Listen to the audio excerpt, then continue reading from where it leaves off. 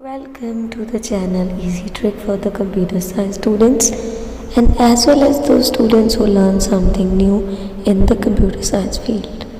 So in this new series we will discuss about the algorithm of the numerical methods, and in this tutorial we will discuss about the next part of the Gauss methods, availability with the Gauss-Seidel method. So in this part we will discuss about the Gauss-Seidel method. Gauss-Seidel method is something different from the Gauss-Jordan and the Gauss elimination, because in the elimination we use the transformation and the big back substitution, but in the Jordan method we get the value till the last x3, x2, x1 directly without any back substitution.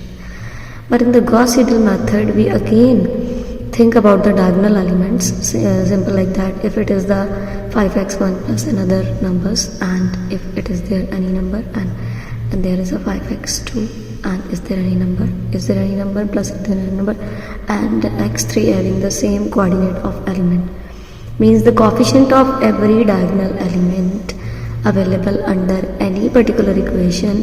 And question put up to you that if you solve with the Gauss method, then if that is the hint of the method, if the coefficient of the x1, x2 and x3 are the same like that, it means diagonal factor are same, then you will apply the Gauss-Seidel method. Again, particularly the proper link of the numerical part of the Gauss-Seidel method under the description box. You will check it out, that particular method.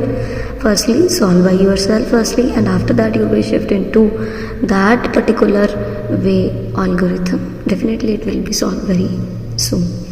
As per the same criteria, any algorithm start with the begin and the read and values, means if there are three questions, three values, and first loop starting inner loop and the stop inner loop is used for the read phase, and the particular declaration is available, means when you will read into the items from 1 to till 3 items. So that particular loop is for this is the starting of the inner loop, this is the stop of the inner loop, and this is the outer loop. यहाँ पे इसका stop हो रहा है, देखो ध्यान से.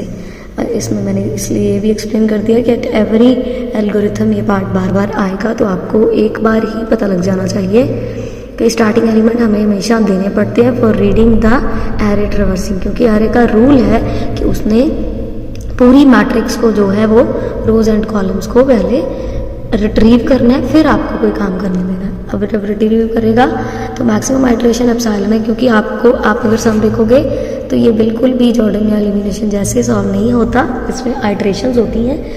And same as that हमें एप्सिलॉन क्यों देना पड़ रहा है, क्योंकि आइटरेशन का रूल क्या होता है कि अगर आपकी आइटरेशन आप थर्ड फोर्थ पे हो, तो आपको लग रहा है थर्ड में भी एलिमेंट सेम थे, फोर्थ की स्टार्टिंग फेज पे भी एलिमेंट सेम है, तो आप स्टॉप हो सकते हो.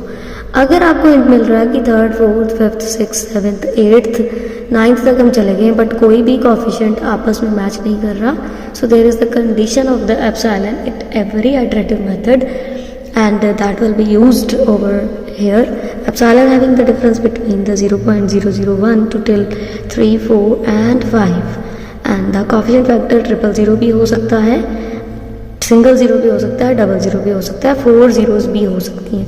That is dependent on the part. अब चेक कैसे करना है, जैसे 3 और 4 में आपका सम स्टॉप नहीं हो रहा, 5, 6 में नहीं हो रहा, check it out with that particular face. 5 से जिस पर्टिकुलर आइटरेशन से आपने इक्वेशन सॉल्व की थी उसको लीजिए, और 6 वाले को आपस में माइनस कीजिए जहाँ से स्टार्टअप कर रहे हो, यहाँ जो उसका आंसर है.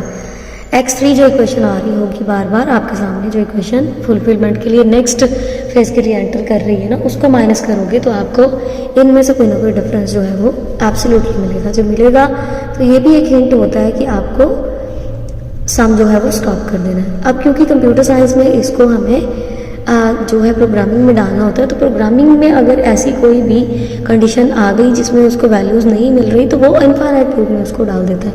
देखिए ये एक लूप है जिसका हमने एंड पार्ट दिया हुआ है कि एन तक जाना है, एन दिख रहा है 3 है या 4 है, और अगर इसको एन ही नहीं मिल रहा, एंट्री नहीं मिल रही, सम आपने ऐसा इसको दे दिया है जिसमें ये एरर कोई था ऐसा, तो वो फिर एरर से बाहर नहीं निकल पाएगा जब तक आप उसको एप्सिलॉन का पार्ट नहीं मेंशन करोगे.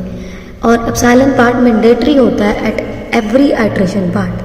So the next part said that कि जब आपने ट्रेवर्स करवा लिए एलिमेंट्स तो स्टार्ट करेंगे xi from the zero, k is equals to 1 to maximum iteration जितनी चलेंगी एक एक करके हम चलाएंगे। और अगर बिग एरर सेट हो रहा है तो फिलहाल जीरो पे सेट है, क्योंकि स्टार्टिंग पे नहीं पता लग सकता सम के कि आपका कोई एरर भी इसमें आने वाला है या आइट्रेशन स्टॉप नहीं होनी। सो हमें कंडीशन यहाँ पे भी देनी पड़ती है कि स्टार्टिंग में एप्सिलॉन की वैल्यू फिलहाल यहाँ पे ज़ीरो है तो बिग एरर है बट कोई नहीं है। बट जैसे हम आगे चलेंगे i is equals to 1 to n तो ऑटोमेटिकली 1 by 1 आप एंटर करते जाओगे। जब लूप के अंदर ये दो लूप्स हैं, देखिए रीड टिल लास्ट आइट्रेशन तक आपने चलना है for the first loop and ये एरर चेकिंग के लिए ये आपकी जो लूप्स हैं ये रीड करेंगी all the elements from the equations till last तक जितनी चलती जाएंगी मल्टीप्लाई कर करके 1 by 1 और एंड 1 by 1 होती जाएगी।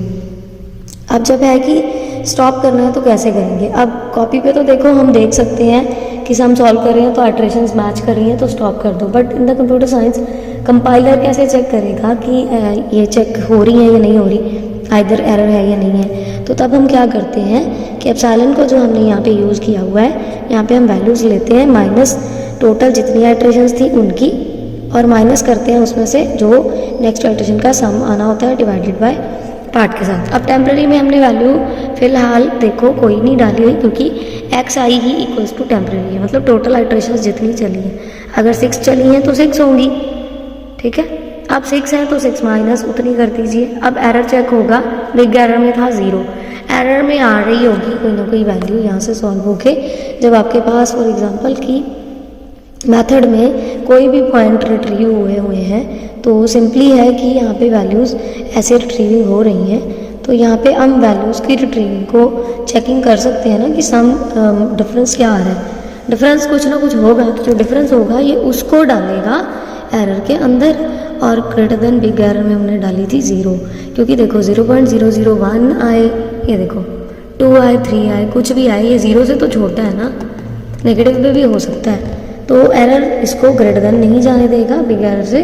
तो बिग एरर में अगर आ गया है ग्रेटर देन है, अगर ग्रेटर देन है, अगर तो नेगेटिव है तो बाहर आ जाएगा, अगर पॉजिटिव है क्योंकि 0.001 आएगा, नेगेटिव में नहीं आ रहा तो देखो पॉजिटिव है तो बड़ा आ रहा है ना, नेगेटिव है तो छोटा हो गया। तो पॉजिटिव है हमारे पास वैल्यू 0.1 भी आगे चला गया तो ग्रेटर देन है, तो ये big error equals to error आ जाएगा, मीन्स हमारी वैल्यू यहाँ पे आ जाएगी।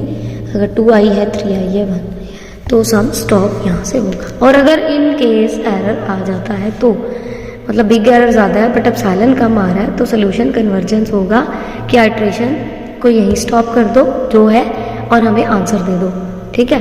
डिपेंड करेगा आपकी सिचुएशन पे कि अगर एरर आता है तो क्या, अगर एरर नहीं आता तो क्या। बट दोनों किस्म में अगर इसको यहाँ से वैल्यू मिल जाती है तो ये यहीं पे स्टॉप हो जाएगा, अगर यहाँ से वैल्यू नहीं मिलती तो फिर एप्सिलॉन के साथ बिग एरर का काउंटेबिलिटी डाली जाएगी, क्योंकि यहाँ पे देखो एरर कोई था भी नहीं तो हमें वैल्यू आइट्रेशन से भी मिल सकती है इसमें से। अगर आइट्रेशन सॉल्व नहीं कर पा रही तो फिर हम इफ पार्ट एक और चलाते हैं जिसमें हम उसको सोल्यूशन कन्वर्जेंस पे तो लेके आना है ना, आइट्रेशन स्टॉप तो करनी है, स्टॉप तो यहाँ पे करवा दी हमने, लेकिन अब हमें आउटपुट चाहिए तो आउटपुट के लिए हमें उसे यहाँ पे एप्सिलॉन ही देना पड़ेगा क्योंकि हमने स्टार्टिंग में एप्सिलॉन रीड करवाया हुआ है। एप्सिलॉन जब रीड हो गया है तो यहाँ पे वैल्यू ऑटोमेटिकली इसको मिल जाएगी जो इसमें आई होगी बिग एरर में, एप्सिलॉन आएगा तो 1 by 1 ये आउटपुट के लिए हमने ये वाली लूप अप आउटपुट के लिए लगाई है तो 1 by 1 सारी आइट्रेशन के रिजल्ट आ जाएंगे। इधर आपने 3 आइट्रेशन पे सम सॉल्व किया है 4 पे या 5 पे। But it's my humble request to all of you, kindly firstly see the numerical properly and after that you will enter into that Gauss Seidel method, that will again helpful for you. And if you have any type of query, kindly comment into the comment box. Reply definitely will be given to all of you very soon.